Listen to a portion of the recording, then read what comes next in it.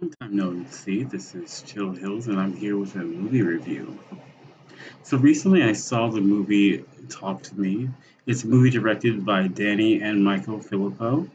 I saw it back in July 28th, and today is August 2nd, so it's been a while.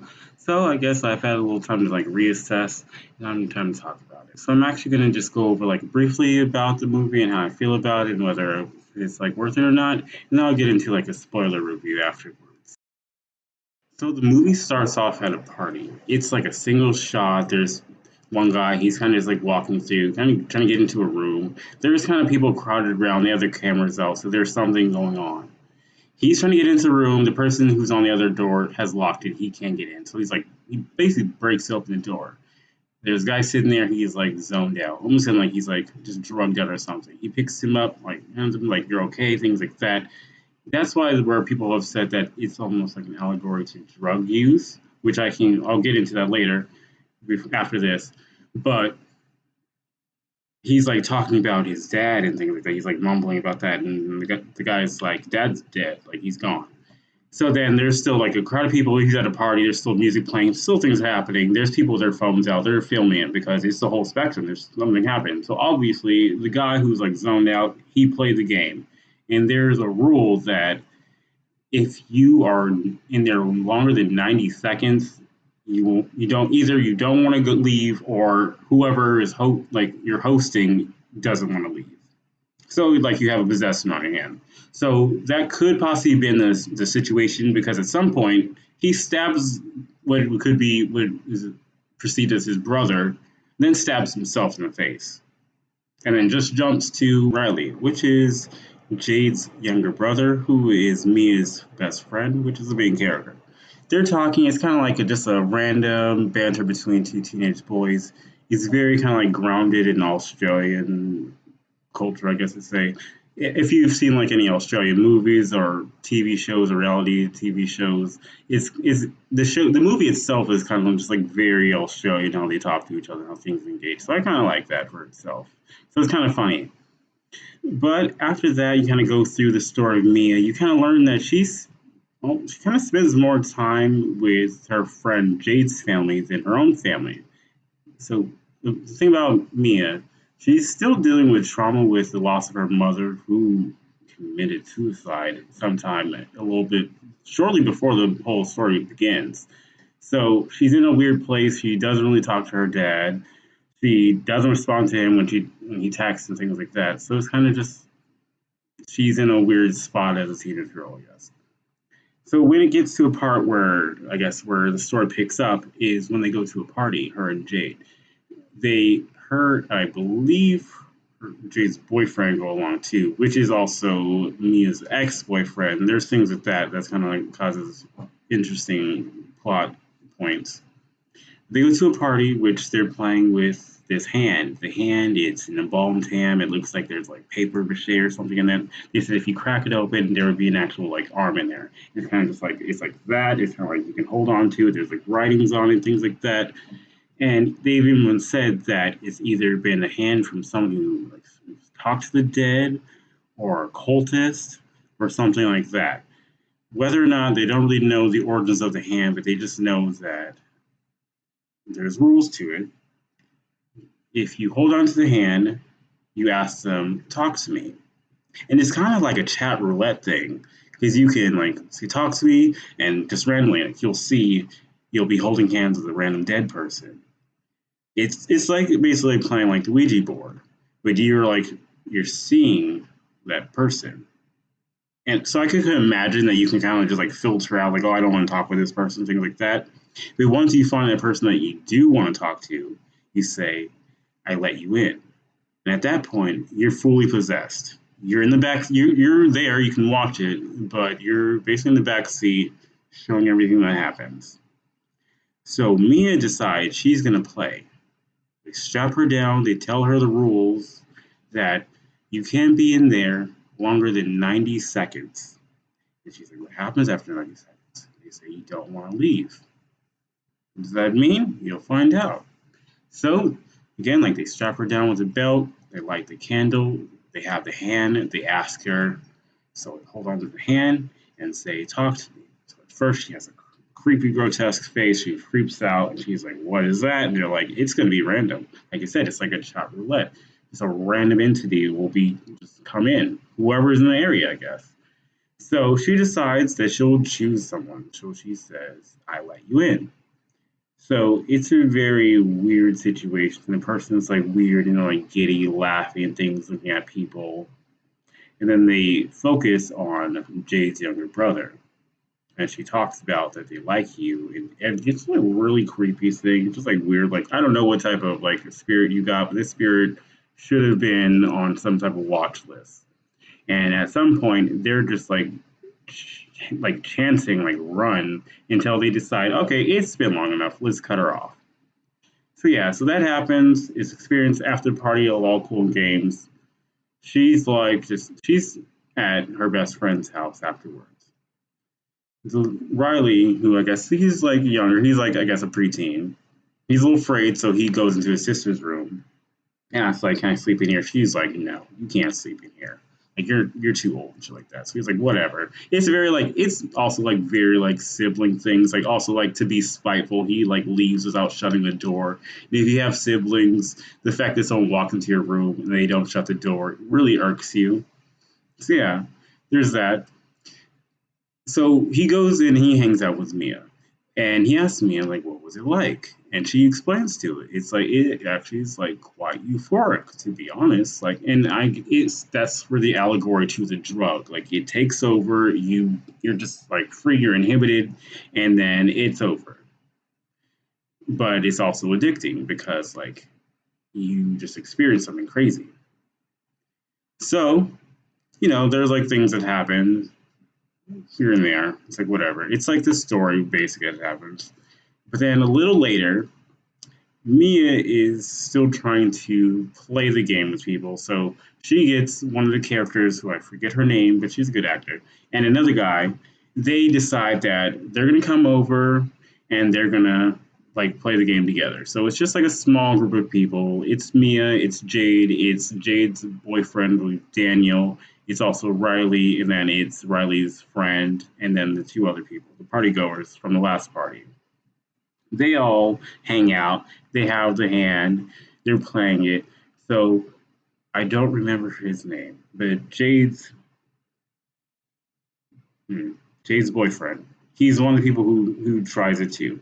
They strap him down, do the whole thing, and the person that he gets is another weird person, like other weird shit. It's kind of funny. It's like says some things. It makes the relationship between him and Jade really weird because Jade even said herself, since he's like so religious that they barely even hold hands. And so I guess the spirit kind of plays on that and says that he goes soft when you touch him, things like that. Then he looks at Mia and starts like making like weird like sex gestures, and she's like getting her life from it because it's funny, and also possibly that she still has a thing for him. So it's funny to her, but she's obviously giddy from it because he's like in this like weird trance state, saying that what you do doesn't do it for me, but you, yeah. Then he falls on the floor and starts making out with a dog, and then they're like, oh, okay, we're done. And then it's a little awkward for him, but it's like whatever. They move on. So it's like a whole montage of just different experiences of Mia and the two other ones just possessing themselves and just going through the motions of just different spirits possessing them. So then at some point, Riley's like, I want to try. And then Jade's like, no, like I'm not gonna have you do it because it's like it's the allegory of drug. Like this is something serious. This is something that you can get in a lot of trouble to. You're a little too young. I don't want to subject you to this and all that stuff. But she kind of just like I believe she leaves or something, and then he kind of sees like trying to go see Mia to see if it's okay with her, and she's like, okay, just like 60 seconds at least. So they're like, okay, cool, do that. Strap him down to get everything set up. He holds a hand, and he's very disheveled by it. They don't show who he talks to, but in my head, what I was thinking is he sees me as mother. So even he's like, oh, like what the fuck? But regardless, he lets her in. And it's like this whole emotional moment between possessed Riley and Mia of just him, like them both like crying and saying just like I didn't mean to leave you. Just it's just a very like emotional moment, and the moment runs a little too long, unfortunately. So at that point, he passes the 90 seconds, and it I guess just like relapse. So he begins to start banging his head on the counter repeatedly, and they try stopping him, and then he starts trying to gouge his own eye out. And for some reason, he like shoots all the way back to the back of the room, hits a window, and then turns to another like a desk and starts banging his head on the desk. And then the sister finally comes in and stops him, and then it kind of stops from that point. So then he ends up in the hospital. So I guess that's the point where it kind of subjects people's, what I think subjected people's expectations was the fact that it wasn't a story of trying to investigate the origin of the whole hand. It was more so like her being hyper focused on still trying to contact her mom and also dealing with this possession. Because if I'm trying to remember, because it's been a few days, so she also herself, I think, believe if I can remember, overstays the process. So she also has it's like an open window, kind of like a thing with a Ouija board. Like so that's why I feel like it's like the Ouija board, except you're more in control with the Ouija board than this hand is. So it's like with a Ouija board, if you don't close the gate or the door, it's just open. And I feel like that's kind of what's happened. Because regardless of that, they send Riley to the hospital. Riley is in like intensive care unit, all swollen from it. But regardless of that, they're hanging out, things like they're kind of just like regrouping. I believe Mia and I want to say Daniel is Jade's boyfriend. They hang out. They like see together. They're like talking. It's like friendly, whatever. This is another thing in my head. Something I knew there was some weird thing that was going to happen. For some reason, they were doing this like an artsy thing of like this contrast of like the thickness of his leg and her arm, and I thought it was kind of funny because for some reason I knew like a foot. I knew something weird and sexual was going to happen, which it did. At some point, a ghost or a spirit was just like sucking on his feet, just tonguing down. The whole mouth was in the feet, drooling and everything. And she's like disgruntled, like, oh my God. And then, I guess, clip to like not her perspective, but like a more third party perspective. She's the one zoned out with his foot in her mouth. So I'm like, okay, funny. Sadly, I thought it was a little too funny that I laughed a lot, and a lot of people a couple of people got a little upset that I wasn't taking the thing seriously enough. But I'm the type of person that if I laugh at something, it's gonna be very uncontrollable. Especially if I just thought it was funny as shit too. Like I don't know, like just imagine it. It was crazy. And like, how do you go back from that? He does. So granted, the whole relationship's kind of weird, but they kind of move on from that a little bit.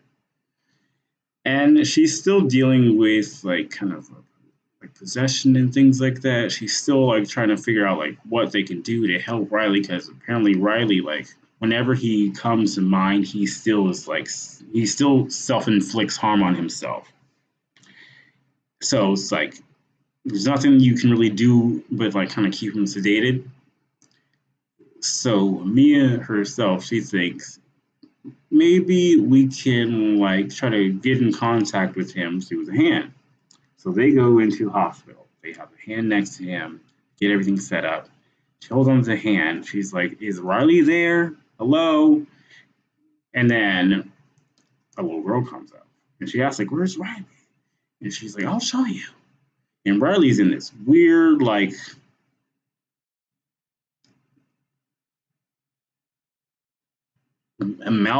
amalgamation of spirits doing things on a bed because they're hurting him apparently.